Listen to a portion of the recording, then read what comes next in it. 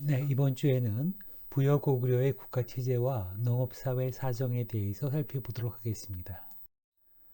역시 성함 선생의 책이고요. 그 중에서 이제 부여의 국가체제와 농업사회 사정, 국가의 통치체계, 관료체제에 대해서 먼저 살펴보도록 하겠습니다. 부여는 맥종 맥국이 유화문명 홍산문화 지역에서 중국의 그 동쪽 정벌에 밀리고 후퇴하되 제지 토착 세력 예족 예국의 귀족층과 타협하고 협력하면서 예족 예국의 귀족층 주도 아래 연합정권의 정치체제로 성립시킨 국가였습니다. 그러므로 부여국을 세운 맥족과 예족은 이제 그에 선행하는 기자조선 진국 시절의 예국과 유망에 있었던 시절의 맥국의 통치 체제를 바탕으로 하면서도 중국 문명을 수용하는 가운데 그 통치 체제를 새로운 국왕권 중심의 집권 관료 체제로 재편성하였습니다. 부여는 8만 호나 되는 그런 큰 그 인구의 강역이 또 그 방 2천이나 되는 대국이었으므로 국왕 예하에 육축의 이름을 딴 마가, 우가, 저가, 구가 그리고 대사자, 대사자, 사자 등의 관료를 배치하고 통치하였습니다. 일영역의 가계층, 제가층은 국왕 예하의 귀족 관료이고 정치 세력이었고요. 이 유역의 그 제사, 대사, 대사자, 사자 등에 대한 제사층은 일반 관료였습니다. 그 말단에 음락사회에서는 호민층이 있어서 행정체계에 연결되고 지방 관료로서 이를 도왔습니다. 제가층은 중앙정부에서 국왕과 더불어서 정치 행정에 종사할 뿐만 아니라 또 이와는 별도로 사방으로 출도하여서 여러 가지 지방 행정도 주관하고 있었습니다. 제가층은 네 종류이기 때문에 사가라고도 하였으나 그 가가 네 명을 뜻하는 것은 아니었습니다. 제가층의 각 가에는 제가 별주 사출도라고 했고요. 또 대자 주 수천가, 소자 주가 빠져 있는데 소자 주 수백가라고 하였던 점으로 보여서 또 여러 명의 이제 소가가 속해 있었던 것으로 보입니다. 그런데 평소 국왕 중심의 정부 정치에 참여하는 것은 각 가운데 규모가 큰 4명의 제가 대표들이었다고 하겠습니다. 부여국의 음락사회는 행정적으로 모두 이들 제가층에 의해서 장악되고요. 그들 예하에 들게 되어 있습니다. 그래서 이제 그 음락은 모두 그 가층, 제가층에 속해 있었다라고 하는 기록이 있는 것도 이제 그런 점을 표현하고 있는데요. 그러한 점에서 제가층은 중앙과 지방을 막론하고 부여국을 이끄는 이제 정치 실세였습니다. 이 제가층은 전쟁이 나서 적국이 쳐들어오면 직접 전투를 하고 그 휘하의 하우층은 모든 양식 음식을 보급하였다고 하였습니다. 그래서 이제 유적, 제가 자전, 하우, 구담, 양, 음식지라고 하게 되어 있는데요. 이로서 보면 제가층에게는 이제 제가층에 속해 직속되어 있는 병사, 군사가 있었다고 할 수 있겠습니다. 누가 병사 군사가 되는 거냐라고 하게 되면 제가층의 지배 아래에 있는 음락사회의 호민과 민 그리고 제가가 소유하고 있는 노복이었을 것입니다. 그러므로 제가층은 본인에게 직속된 군 조직을 지휘하는 장군, 부대장이기도 한 것이었습니다. 그러므로 제가층들은 그 자신이 갖고 있는 군 조직의 힘을 바탕으로 해서 지방 통치를 할 수 있었던 것이라고 하겠습니다. 여기서 우리에게 새삼 주목되는 것은 도대체 이런 제가층은 누구길래 역사적 전신이 무엇이냐는 거죠. 이같이 막강한 힘과 지위를 차지하게 되었을까라고 하는 점인데요. 이 제가층은 기자정권 예국 시절 이래로 자신이 그 거주하고 통치하고 있던 지역과 밀접한 관계가 있는 인물들. 근데 더 정확히 말하면 그 지역을 오랫동안 지배해온 예족계의 지방 통치 세력이었으리라고 보는 게 아주 자연스럽습니다. 즉, 그 부여의 그 가계층, 재가층의 전신은 기자조선이 이 기자가한 명칭에서 볼 수 있듯이 그 지역의 크고 작은 부족 국가의 부족장, 군장, 칸들이었으리라고 생각됩니다. 그러한 정치 세력이 부여국으로 국가 재건을 한 뒤에는 칸의 명칭을 그 제가의 광진명이 가로 바꾸고 제지 부족사회, 부족국가의 기구를 그대로 재건된 국가의 통치체계, 관료체계로 재편성하여서 정부의 재가층을 구성하며 부여국을 이끌게 되었던 것이라 하겠습니다. 이 경우 이제 맥족계의 정치 세력에게도 재가 관직을 안배할 수 있었을 것이라고 생각이 됩니다. 특히 이제 맥족 맥국 사람들이 살고 있는 행정구역과 관련해서는 연합정권의 규정에 따라서 그리고 이제 전국의 원활한 운영을 위해서 아마 그렇게 하였을 것이라고 생각이 됩니다. 그러나 그렇게 하였더라도 맥족계의 정치 세력들이 당당한 재가층으로서 부여국의 중심적인 가계층이 되기는 어려웠을 것으로 보입니다. 맥족계의 정치 세력들은 오랜 세월 동안 유망자로서 고국을 떠났다가 돌아왔음으로써 그 자신들의 그 국내 경제 기반이 굉장히 미약했을 것이기 때문입니다. 그래서 맥족계 부여의 기로들은 세월이 많이 흐른 후에도 국왕과 마찬가지로 스스로 그 옛날에 그 유망했던 사람들이다 라고 하는 고지망인이라고 자조하고 있었습니다. 그렇기 때문에 그 맥족계 정치 세력들은 그 대신에 사계층, 즉 제사층 관료에 특히 이제 국왕 측근에는 이제 맥족계 인사들이 많이 기용되어서 요소 요지에 배치되었을 것으로 짐작이 됩니다. 맥족계로서 그 왕이 됐던 국왕이 국정을 운영하려고 하면 손발이 있어야 하기 때문입니다. 그리고 그 가운데 기가 센 대사라도 있게 되면 이제 국왕 권력과 제가의 실권에 불균형이 있다라고 하는 것을 이제 불합리하게 여기고 이제 그 직권을 과감하게 발휘해서 불법에 있는 제가층을 단죄하기도 하였을 것입니다. 부여국의 통치체제, 정치체계, 관료체계를 이같이 살피면 그 정치 조직은 외형상 체계적이고 조직적이므로 그 사회는 항상 안정되어 있을 것으로 보입니다. 그러나 그 국가 건설이 맥족과 예족의 연합정권으로 이루어졌음을 고려하면 아마도 그 국가 조직에 어딘가 불균형이 있어 보임을 부정하기가 어렵겠습니다. 맥족에게는 스스로 망인이라고 자조하는 힘없는 국왕의 자리를 주고 국가 운영의 모든 실권을 예족계의 부족장 칸들이 차지한 것으로 되었기 때문입니다. 이는 부여국 통치 질서의 아주 맹점이었고 취약점이었습니다.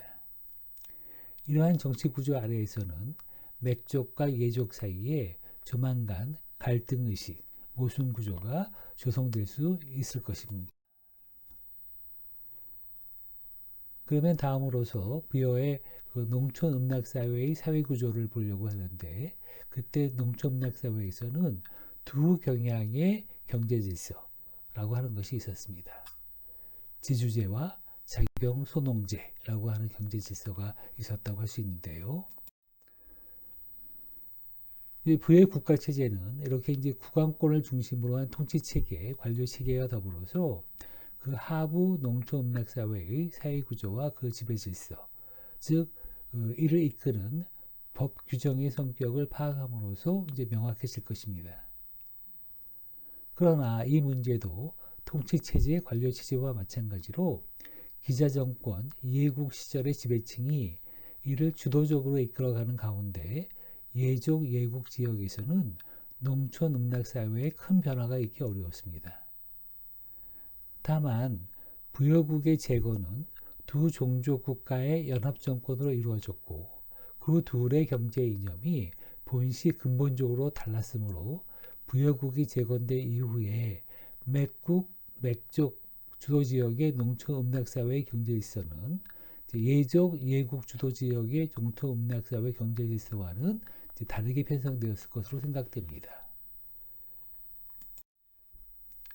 가령 이제 예족 예국 지역의 농촌 음락사회는 그 전통에 따라서 대토지 소유자의 노예주적 성격이 아주 강했습니다. 사실 부여는 농업과 목축이 발달한 나라였습니다. 그런 가운데 특히 이제 기자 정권의 예국 시절에 농업의 개발 발전 정책을 통해서 대토지 소유자가 될 수 있었던 것은 이제 부족 국가의 칸을 비롯한 그 귀족층이었습니다. 부족 국가의 칸을 비롯한 귀족층, 즉 제가층이나 제사층은 중앙의 지배층이면서 본인들의 일족이 농촌에 정착하고 있어서 농촌적 기반을 지니고 있었습니다. 그리고 기자 정권의 농업개발 발전 정책 아래에서 성장할 수 있었던 농촌 음락사회의 호민층도 대토지 소유자가 되고 있었습니다. 자연스럽게 정부의 개발 정책에 적극 호응한 민도 중소토지 소유자 혹은 자격농이 될 수 있었습니다. 근데 이렇게 이제 호민층, 민, 귀족층들이 대토지 소유자로 올라갈 수 있었던 반면에 또 많은 민들은 토지 소유에서 밀려나고 이제 부민의 농작을 전작하는 하우 농민이 되고 있었습니다. 그러므로 음락사회의 주민은 상하로 크게 분화되고 그 사회에는 귀족층의 일족으로서 농촌에 정착하고 있는 지배층, 이제 그들은 이제 호민의 일을 맡기도 했겠죠. 그리고 이제 호민, 민하오 또는 명하오, 노비, 노복이 있는 가운데 특히 이제 귀족과 호민층은 자신의 노비, 노복을 노예로서 지배하는 것을 말할 것도 없고요. 민하오, 명하오를 또한 이제 노복, 노예와 같이 이제 지배 혹사하고 있었습니다. 여기서 호민층은 부족 국가의 칸 및 중앙 지배층, 제가층이나 제사층이 음락사회에 거주하는 일족과 정부의 행정체계에 연결되어 되는 농촌 공동체 음락사회의 지도층으로서 기자정권 예국의 농업정책 아래에서 대토지 소유자, 대농장주로서 성장한 신분 계급이었습니다. 그러면서 부족국가 권력체계의 말단에 연결되어서 음락사회를 실질적으로 지배하는 계층이었습니다.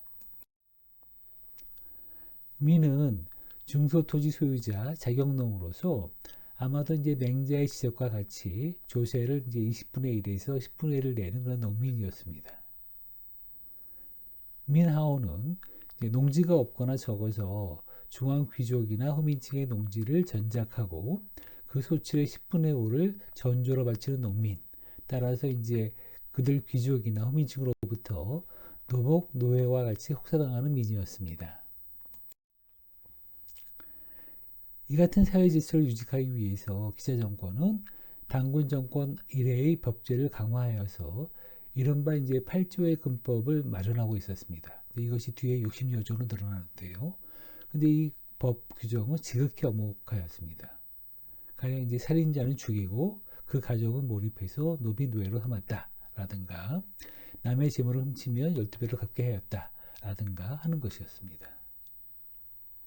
이와 같은 이제 8조의 군법과 함께 그 도시건 음락이건 권력자가 죽으면 그가 부리던 노비나 하호, 부하를 또 살인순장하고 있기도 하였습니다. 기자정권, 예국 시절의 이러한 사회 질서는 부여국이 재건된 뒤에도 그대로 계속되었습니다.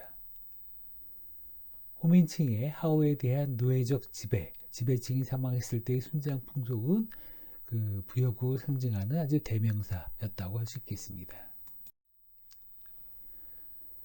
부여국의 재건 시기는 전환기였음에도 국가체제는 외형상 변하고 있었으나 특히 예족들, 행정구역의 그 밑바닥 사회 구조에는 아직 큰 변화가 없었습니다. 사회를 변화시킬 수 있는 경제 세력은 형성되고 있었으나 이를 새로운 방향으로 작동하고 전환시킬 수 있는 정치 세력이 미숙하였습니다. 그 사회 질서를 주도적으로 이끄는 것은 기자정권 예국 시절의 구 정치 세력 칸들이었던 것입니다. 그러한 점에서 초창기의 부여국은 앞에서 언급한 기자정권의 진국이라든가 남한 진함과 마찬가지로 아직 고대 동방형 노예제 사회가 절정에 달하고 있는 국가였다고 하겠습니다.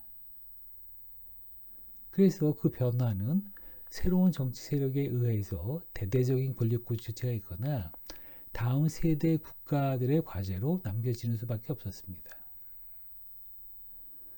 그런데 그러면서도 재건된 부여국의 음락사회에 변화가 전혀 없었던 것은 아니었습니다.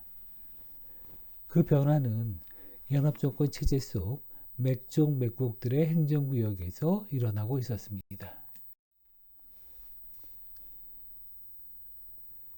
부여국이 재건되었을 때 맥족 맥국은 고조선 당군 정권 시절 자신들이 통치 지역이었던 원래의 주거 지역, 그들이 이제 기자정권의 정변으로서 그 대열에서 이탈하였던 시기에 거주 지역으로 입주하였을 것으로 생각됩니다. 맥족 맥국 세력들은 요소 지역에서 후퇴하였을 때 고죽국 사람들과 함께 고리국의 이름으로서 서요하의 하류로 내려가서 사평, 장춘의 서편, 한주, 봉주 지역에 정착하여서 고토 회복을 위한 준비를 하였습니다. 그런데 예적과 전쟁 없이 부여국 재건에 관한 협상이 연합정권 체제로 이루어지게 되자 봉주에서 장춘으로 들어가서 우선 이제 맥족 맥국 사람들이 정착할 수 있는 농촌 농업에 관한 여러 가지 규정을 이제 구체화하였을 것입니다.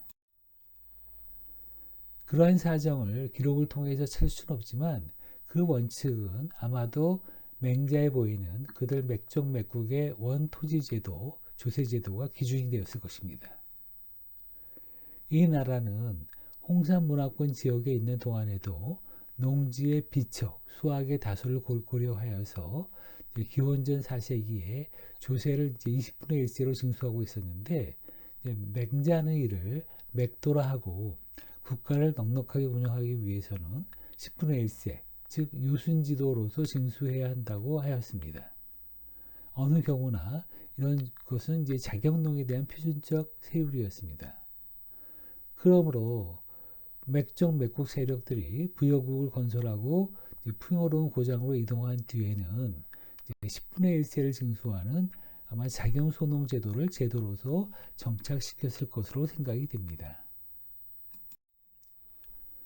농지는 이제 미간지를 개간하기도 하고요.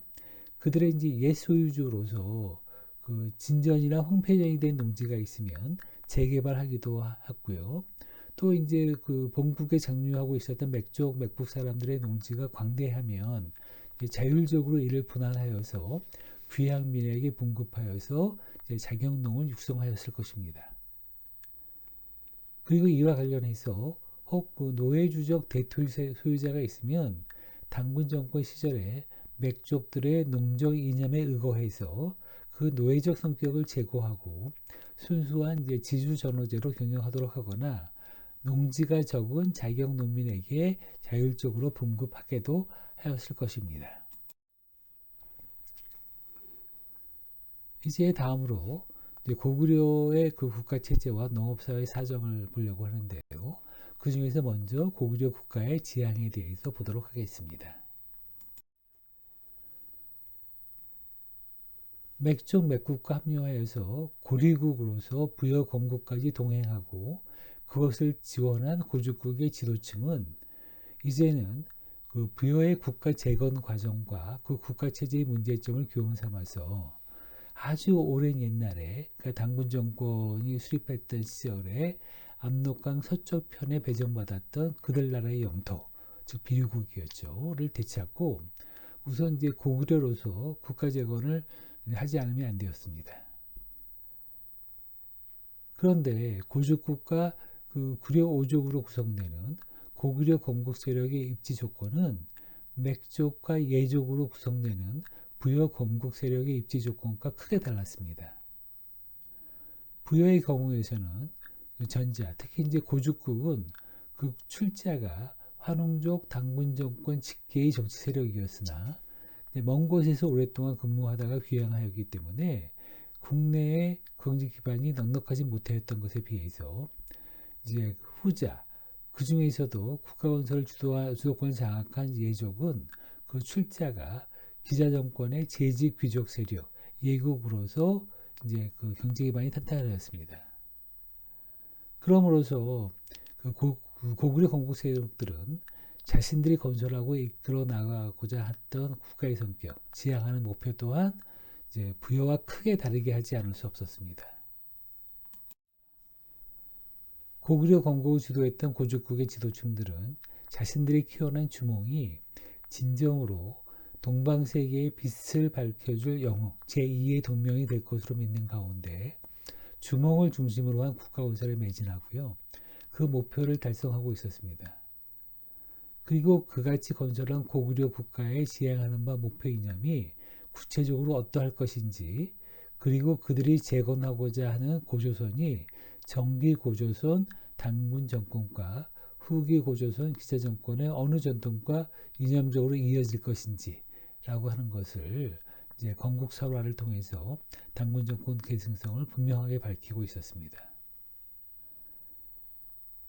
고죽국 지도층은 고구려 국가의 건설을 위해서 노비, 노복 등 피지배층에서 왕족, 귀족 등 지배층에 이르기까지 전 고구려인에게 지원과 협력을 호소했고요.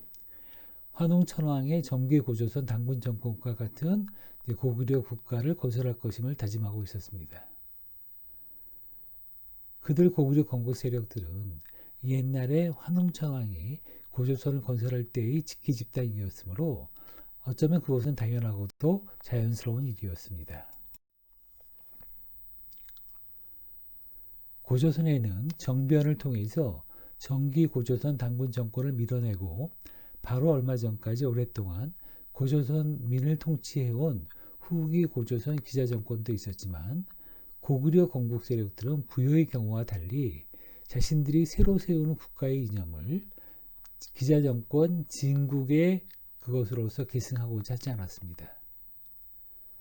국가를 재건하는 일은 현실 사회 질서를 바로 세우는 일이었으므로 그때까지의 기자 정권 진국의 통치 질서를 바탕으로 하면서 그 체제의 불합리한 점을 근본적으로 개혁해 나가고자 하였습니다.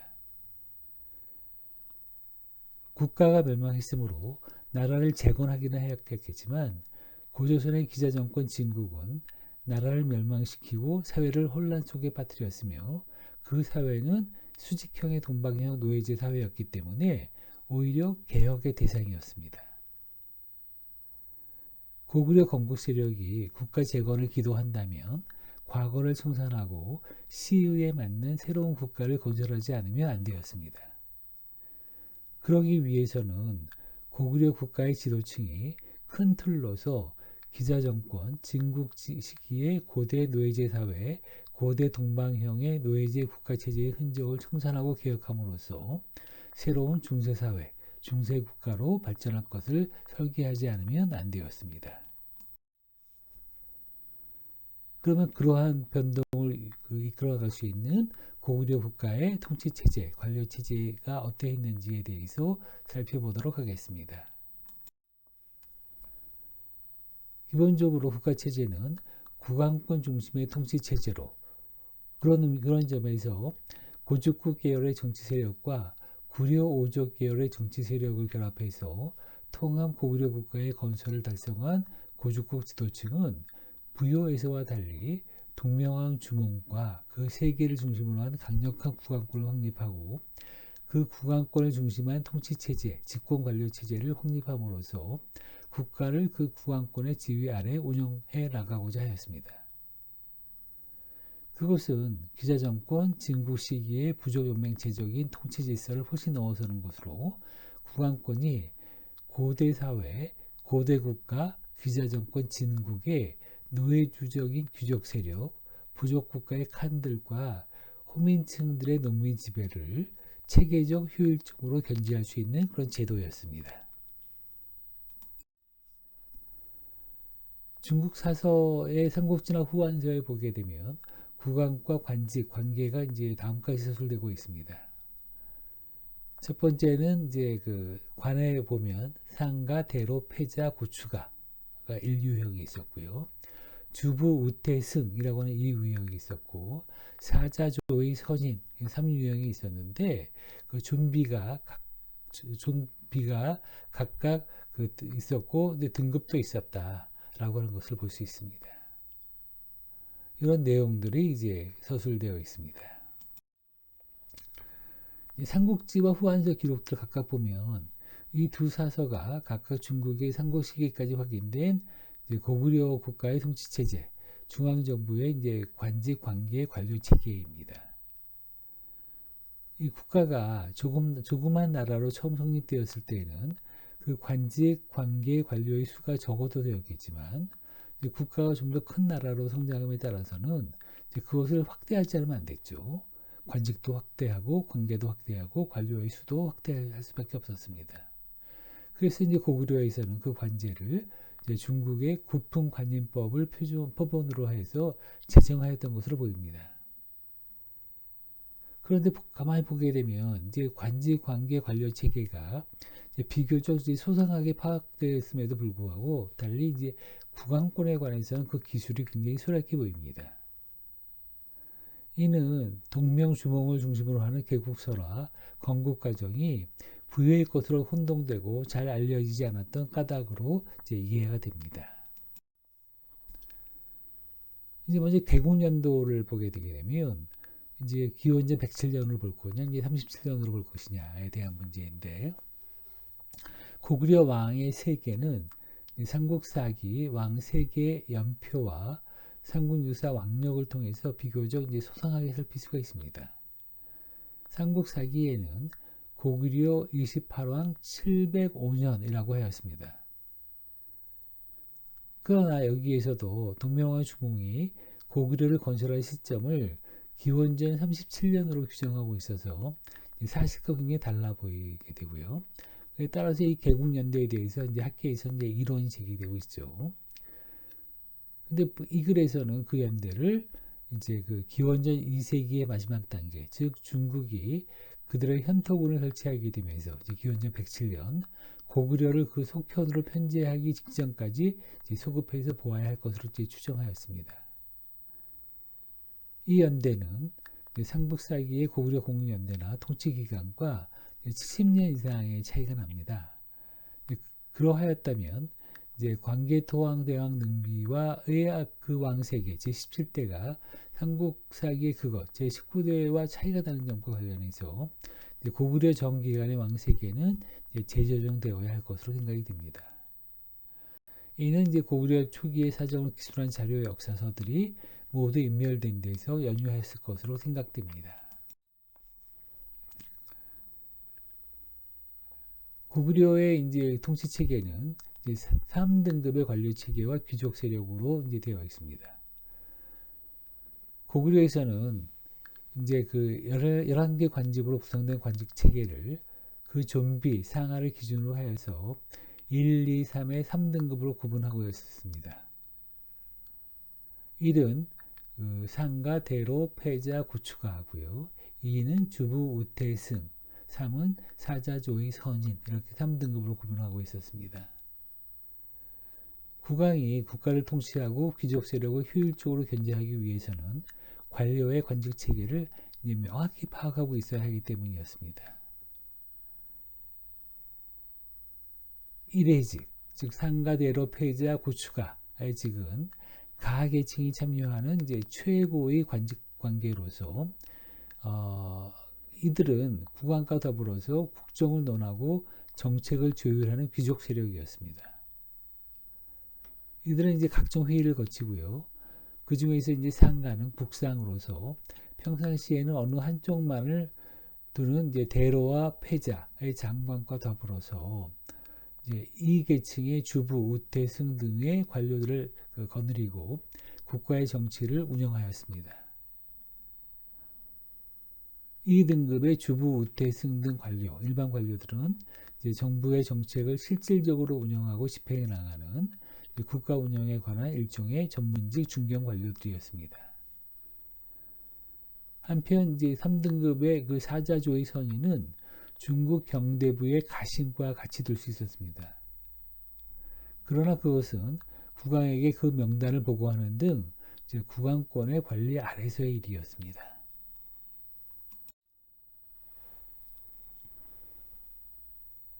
1등급의 가계층에는 이제 고추가도 있었는데, 이 고추가는 고구려 왕실의 종친 대가, 또 부족 국가 시절에 왕을 낸 연노부의 적통 대인, 왕과 혼인을 한 전로부의 대가 등에게 특별히 주어진 명예직이었습니다. 이들 가계층은 제가 평의를 통해서 민의 재판을 담당하기도 하였습니다. 이러한 3등급의 관료체계는 중세국가 관제의 틀로서 후세의 이제 고려 조선의 관료체계에서 모범이 되었습니다. 고려의 제추와 참상, 참하, 참회, 조선의 당상관과 참상, 참하는 그것이었습니다.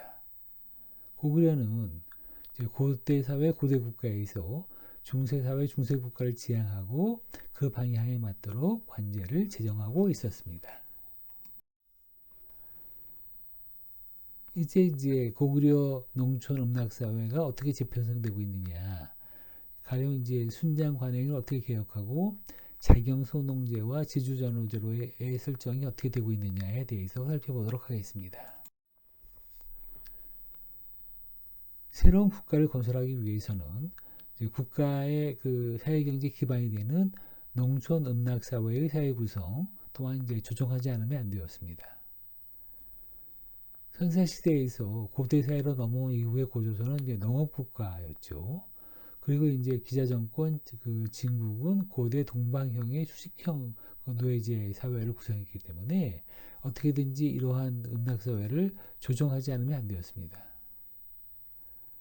특히 이제 지배층이 죽었을 때의 순장제 관행이라든가 귀족 호민층의 대토지 소유와 하원 농민에 대한 노예적 지배, 이런 사회 구성으로서는 고구려 건국 세력들이 지향하는 신국가, 중세국가, 중세사회를 건설하기가 어려웠습니다. 그래서 이제 고구려 건국 세력들은 이러한 이제 그 순장제 관행이라든가 노예제적 지배를 개혁하고 조정함으로써 일단 그 농민의 지위를 일정하게 향상시키지 않으면 안 되었던 것입니다.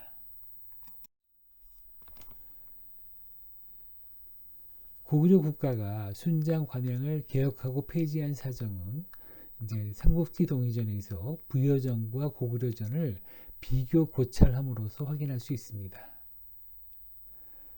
부여와 고구려는 압록강 이서, 요하 이동 지역에서 이제 그 남북에 걸쳐서 병존한 국가이고, 이제 고조선 기자정권 시기에는 그 전신 부족 국가의 이름으로서 이제 맥족, 예족, 고구려, 구려 5족과 함께 그 지배하에 있었으며 그뿐만 아니라 고구려는 부여 별종으로 이해되고 있는 국가였음으로써 두 나라의 제도 관습은 모든 점에서 유사하였을 것입니다.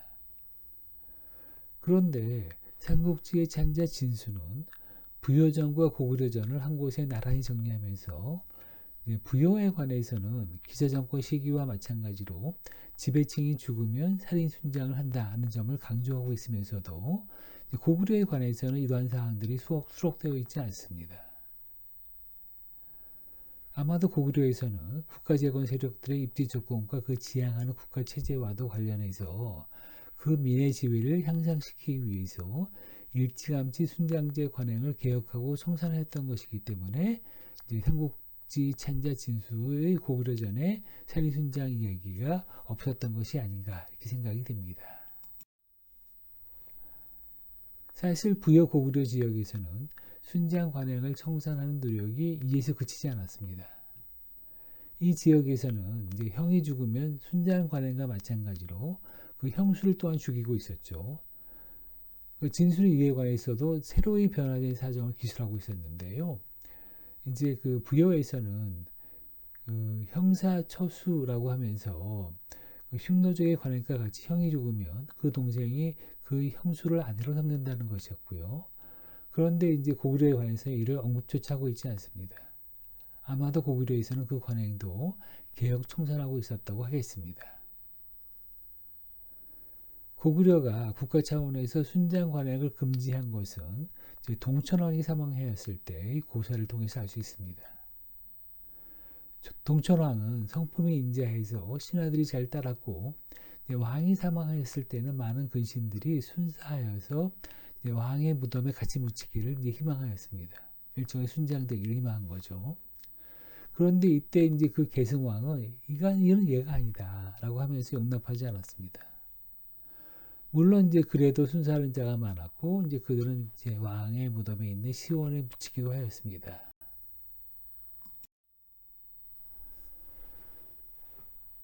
한편 이제 대토지 소유제를 개혁하고 이제 자기형 소명제가 설정되기도 했는데요.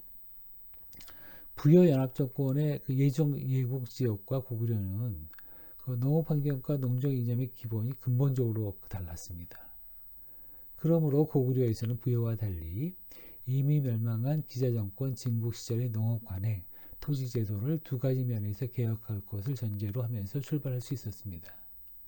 하나는 그 대토지 소유제, 노예 노동을 바탕으로 하는 그 대토지 소유제를 해체하고요. 그 자경 소농제를 농업 농촌의 중심으로 삼을 것을 제도화하는 것이었습니다. 그것은 이제 몇 가지 국면에서 추구가 되었습니다. 무엇보다도 먼저 유의하게 된 점은 고구려는 압록강 이서의 산간지대에 취하였고요. 그 농업 환경은 이제 대산 심곡이 많아서 사람들이 이에 맞추어 살게 됨으로써 농사를 할 수 있는 좋은 그 전답이 이제 적었다는 것입니다. 이러한 조건 아래에서 이제 산지를 개간하고 국가를 이제 새로 건설하는 것이라면 아무리 지배층이라고 하더라도 일시의 부여에서와 같이 농지를 독점해서 그 대토지 소유자, 노예주가 되기는 어려웠습니다. 그래서 이제 고구려는 아래에서 보는 바와 같이 그 경제사상 정치 이념을 농업공동화, 부의 균형 있는 배분, 홍익인간과도 관련해서 새로운 국가의 대다수민을 생존을 위해서 그러한 움직임을 이제 차단하지 않으면 안 되었습니다.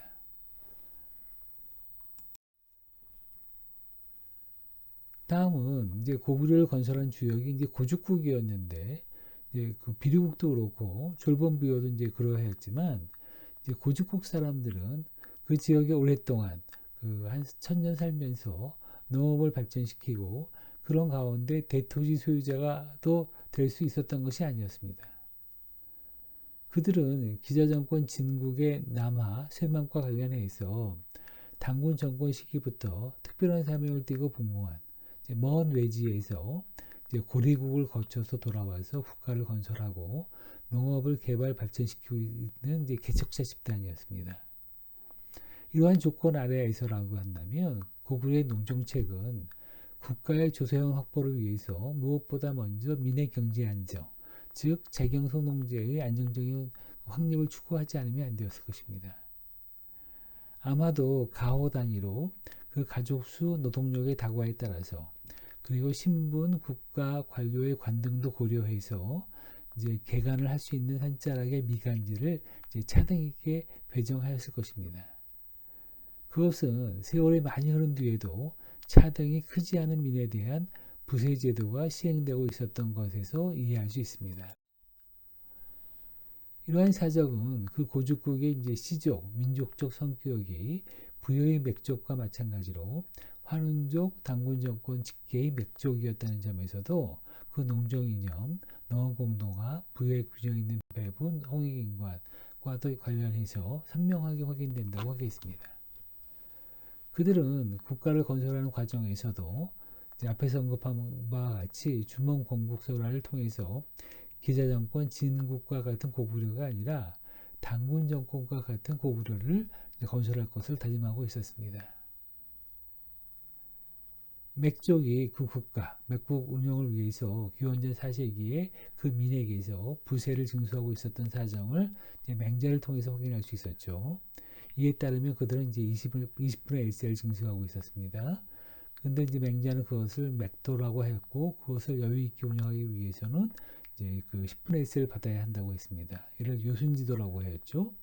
이는 모두 그 국가가 위치한 이제 지역 조건, 농업 환경의 호불호에 따라서 세율을 달리하였던 표준적인 이제 자경농 정책이었다고 하겠습니다. 사실 이제 고구려 국가의 건설에서 자경소농제의 제도적 설정은 중요한 일이었습니다. 그러나 농촌 음락사회의 재편성이 이로써 끝나는 것은 아니었습니다. 이와 아울러서 해체된 대토지 소유자 계층에 대한 사후 대책을 세우지 않으면 안 되었습니다. 국가를 운영하기 위해서 그것을 담당하는 왕족, 귀족, 이제 고위 관료, 군인 등 그 나라의 몫을 받는 그 세가 대족들이 여전히 필요하기 때문입니다. 고구려 국가는 그것을 이제 새로운 지주 전호제를 제도적으로 설정함으로써 해결하려고 했습니다. 그러나 그것은 종래와 같은 노예주적 토지 소유제로서의 지주 전호제는 아니었습니다. 삼국지에서는 그 지주 전호제의 내용을 부여의 호민층이 하원 농민을 노예와 같이 지배하는 사정과 대비해서 다음과 같이 이제 서술하고 있었습니다. 그 나라 중에서는 이제 대가는 전쟁을 하지 않고 자식제만 만영구였다.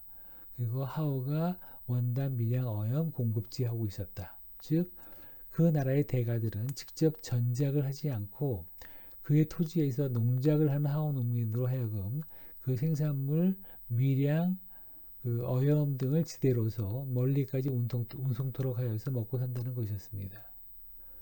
물론 자료에 따라서는 위략지본에서와 같이 대가 부전자 하오 그 부세 연호라 하여서 부여의 경우와 구분하기 어렵게 기술한 예도 있었습니다.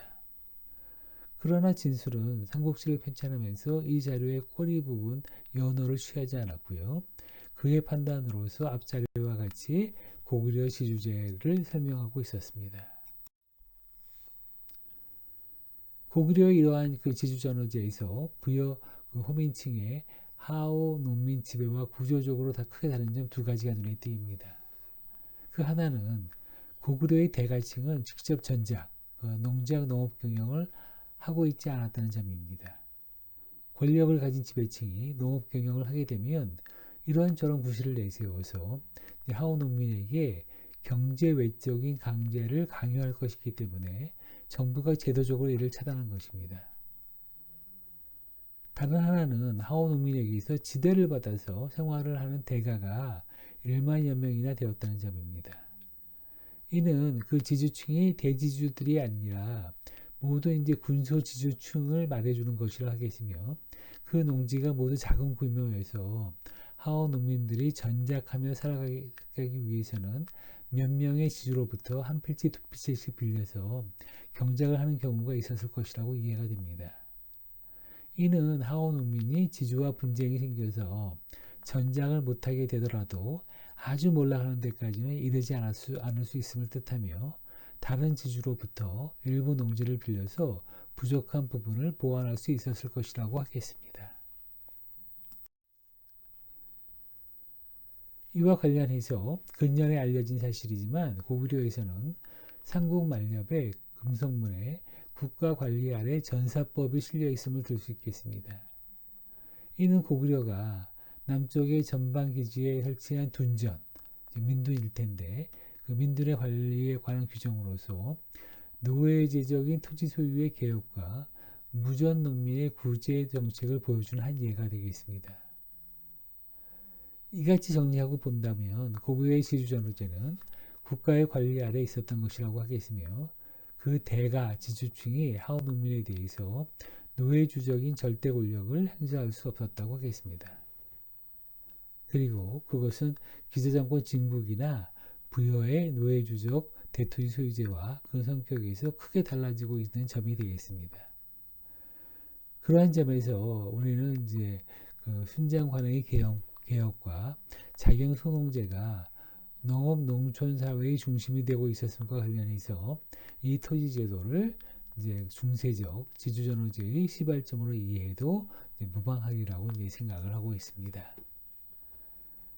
네, 이렇게 해서 그 고구려의 국가체제와 그 농업사회 사정에 대해서 설명을 마치도록 하겠습니다.